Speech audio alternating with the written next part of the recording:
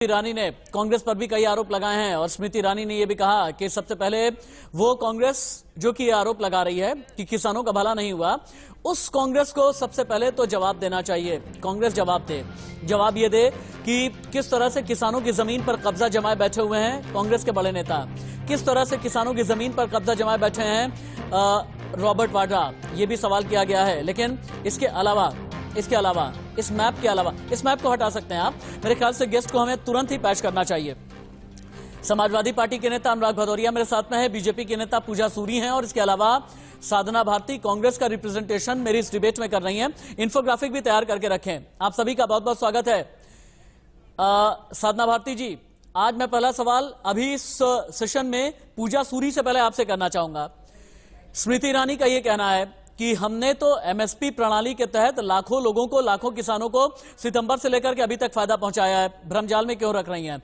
स्मृति ईरानी ने यह भी कहा कि आपके कांग्रेस के जो बड़े नेता हैं राहुल गांधी, सोनिया गांधी, प्रियंका गांधी पर आरोप लगाया किसानों की जमीन ये लोग हड़प करके बैठे हैं, किसानों की बात कैसे करते हैं। उन्होंने यह भी कहा कि कभी किसान के नाम पर, कभी गरीब के नाम पर, कभी मजलूम के नाम पर वीडियो अपॉर्चुनिटी राहुल गांधी करते हैं। राहुल गांधी कहां हैं? देखिए, मैं कांग्रेस की राष्ट्रीय प्रवक्ता होने के साथ साथ एक किसान परिवार की बेटी भी और 13 अगस्त 1999 को मैंने मात्र 5 साल की उम्र में संसद भवन पर गिरफ्तारी दी थी किसानों की मांगों का समर्थन करते हुए। तब भी ये सरकार किसानों पर क्या डा रही थी। आज जो स्मृति ईरानी जी निकल कर आई है, बड़ा अच्छा लगा। चलिए, माइक पे बोलने की जहमत तो उठाई उन्होंने, क्योंकि जब डीजल के दाम पेट्रोल से पार हो जाते हैं तो गायब हो जाती है। और जब मनमोहन सिंह जी की सरकार में इतने नहीं थे डीजल पेट्रोल के दाम, तब भी बड़ा चिल्ला कर गले में लौकी सब्जी डालकर आ रही थी, नौटंकी कर रही थी। तो कैमरे को दिखाने का नौटंकी करने की आदत किसकी है वो सब जानते हैं। हाथरस कांड में कहां गायब हो गई थी वो खुद बताएंगी कि किस तरह माइक से भागती हुई नजर आती है, वो दिखता है। अब आकर ये भाषणबाजी करना, एमएसपी कोई भारतीय जनता पार्टी लेकर आई है क्या हिंदुस्तान के अंदर? और दूसरी चीज, मंडी को खत्म करने की बात भारतीय जनता पार्टी के कानून में है। आप ये बताइए, पल्लेदारी करने वाला, मजदूरी करने वाला मंडी में आड़ती कहाँ जाएगा? तो ये तो सवाल है। दूसरा सवाल, हिंदुस्तान में 86% किसान ऐसा है जो लघु है, जो लघु सीमा के अंतर्गत आता है, उसके पास 5 एकड़ भी जमीन नहीं है। अब ये बताइए वो ट्रांसपोर्टेशन का पैसा कहां से लाएगा? ये भाजपा सरकार किसानों के साथ खो खो खेल रही है। लेकिन किसान एमएसपी गारंटी कब जीतने के लिए आए हैं और इन काले कानूनों को आउट कराने के लिए भाजपा के द्वारा की गई मैच फिक्सिंग नहीं होने देंगे। ये भारतीय जनता पार्टी की मैच फिक्सिंग है, काला कानून है, डेथ वारंट है, छोटे किसान मर जाएंगे, छोटे किसान नहीं रह सकेंगे, इस तरह के आरोप कांग्रेस की तरफ से लगाए जा रहे हैं।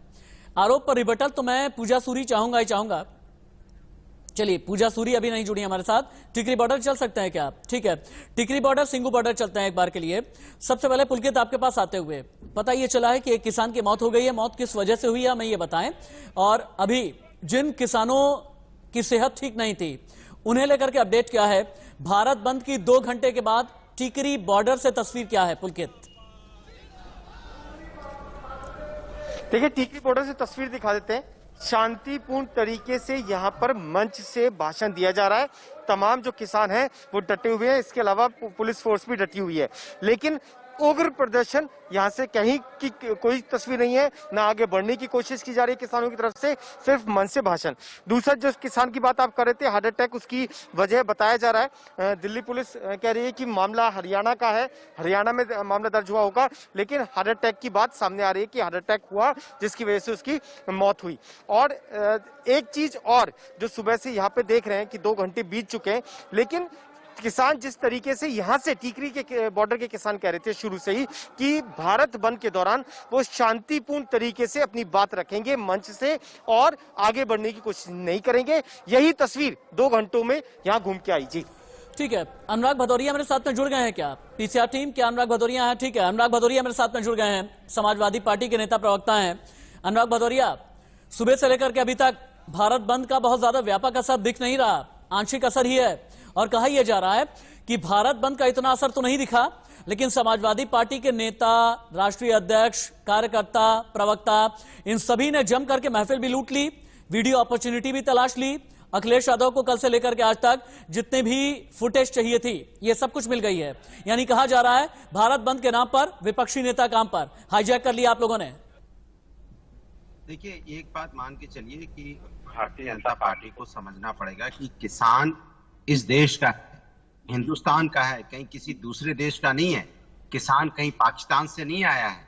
अगर आप हिंदुस्तान के किसान को, जो हमारा अन्नदाता है, उसका आप सम्मान नहीं कर पा रहे हो, बार बार हल्ला मचा रहे हैं ये कि हमने किसान को बिल चाहिए नहीं, किसान विरोधी बिल है, किसान इसको चाह नहीं रहा है, तो आपको दिक्कत क्या है किसानों से बात करके इसको बिल को बदलने में या बिल को वापस लेने में? दिक्कत क्या हो रही है मुझे ये नहीं समझ में आ रहा है। जब अच्छी मुसीबत इस बात की होती है, भारतीय जनता पार्टी चंद लोगों के लिए काम करना चाहती है। जब समाजवादी पार्टी किसानों के लिए रोड पर उतरती है तो कहती है आप अपॉर्चुनिटी खोज रहे हैं।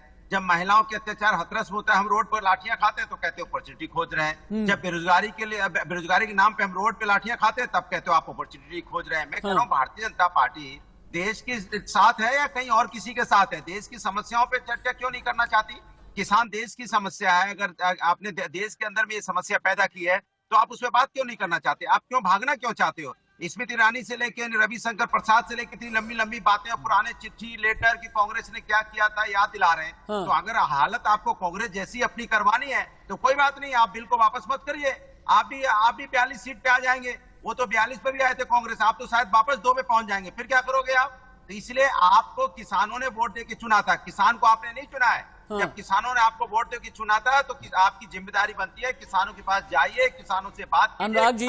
अनुराग जी जितनी बातें कर रहे हैं ना पूजा सूरी, शायद आपको ये बातें सुननी चाहिए बतौर बीजेपी नेता। पूजा जी, अनुराग जी की बात का जवाब दीजिए। और दूसरा ये भी, देश आज एक और बात जानना चाहता है। आप कहते हैं कि लोकतंत्र मजबूत है, लोकतंत्र की मजबूती कैसे मानी जाए? दिल्ली के मुख्यमंत्री अरविंद केजरीवाल कह रहे हैं नजर बंद कर दिया। अखिलेश यादव लखनऊ में उतरे प्रदर्शन करने के लिए, आप लोगों ने सीधे उन्हें हिरासत में ले लिया। 144 लगाई थी, ये कह दिया कि 144 का उल्लंघन करना है, सीधे ठूसा गाड़ी में और ले जाकर के हिरासत में बंद कर दिया उन्हें। जो कोई भी आवाज उठा रहा है बंद करने की कोशिश कर रहे हैं।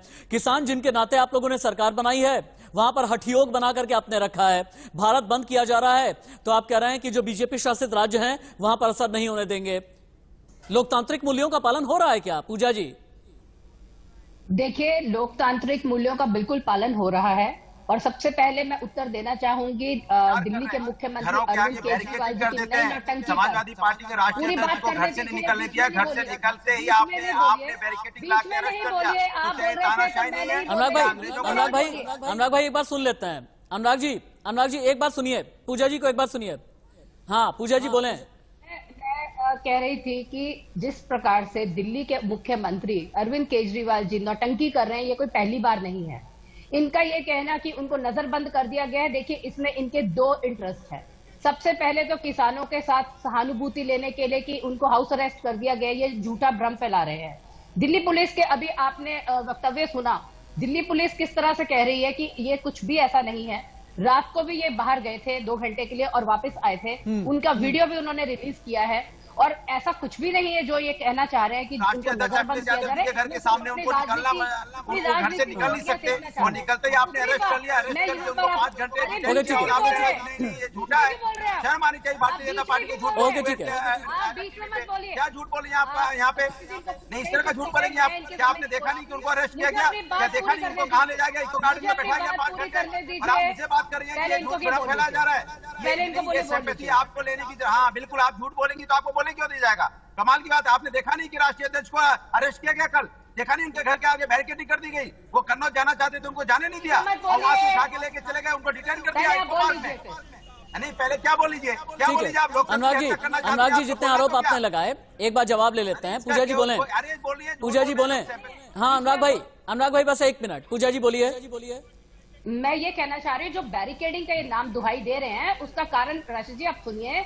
उसमें यह है कि कल से एमसीडी का 13,000 करोड़ जो इन्होंने केजरीवाल सरकार ने रोक रखा है निगम को पंगु करने के लिए, उसके विरोध में एमसीडी के 3 मेयर, स्टैंडिंग कमेटी के चेयरमैन, जोन चेयरमैन सभी कल से धरने पर है। ठंड के समय से कल से बैठे हुए हैं। एमसीडी की बात बाद में कर लेंगे, अभी किसान आंदोलन पर रहते हैं। सिंगू बॉर्डर चलते हैं, ग्राउंड जीरो।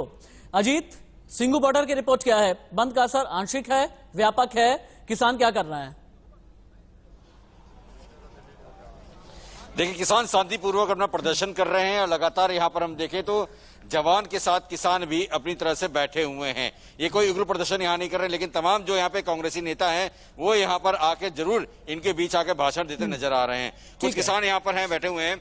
कभी कांग्रेस की नेता थी, क्या कुछ कह रही थी आप लोग से? हमको नहीं पता जी, क्या कह रहे थे? किसान के भी आए थे जो कांग्रेस के नेता? नहीं, कोई नहीं दिखे ये थे। चलिए अभी आते थे हल्का लंबा, क्या कह रहे थे? अजीत दोबारा आते हैं। साधना भारती, इससे पहले कि मैं ब्रेक लूं, साधना भारती, कांग्रेस के ऊपर आरोप यह लग रहा है कि यूपीए के शासनकाल में कृषि मंत्री शरद पवार ने एपीएमसी एक्ट में चेंजेस करने के लिए पहले ही चिट्ठी भेज दी थी और अब आप लोग भ्रमजाल में फंसाने की कोशिश कर रहे हैं।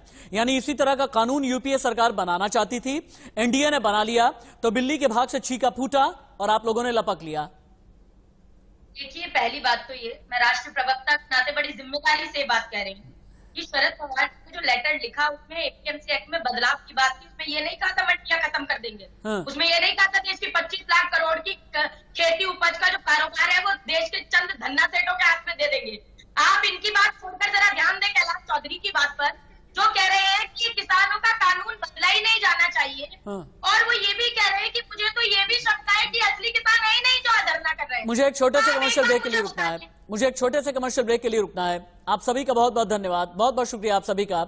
सिंगू बॉर्डर, टिकरी बॉर्डर भी आपको लेकर के चलेंगे। स्क्रीन आपको ये बताएगी क्या खुला है क्या बंद है, और इसके अलावा तस्वीरों के जरिए हम आपको दिखाएंगे और समझाएंगे कि बंद का कितना बड़ा असर पड़ा है, क्या वाकई में असर हुआ है या नहीं। भारत बंद कितना सफल, भारत बंद में आपके लिए क्या खुला क्या बंद। इंडिया न्यूज के रिपोर्टर कश्मीर से लेकर के कन्याकुमारी तक 500 कैमरों की नजर से 100 रिपोर्टर आप तक ग्राउंड रिपोर्ट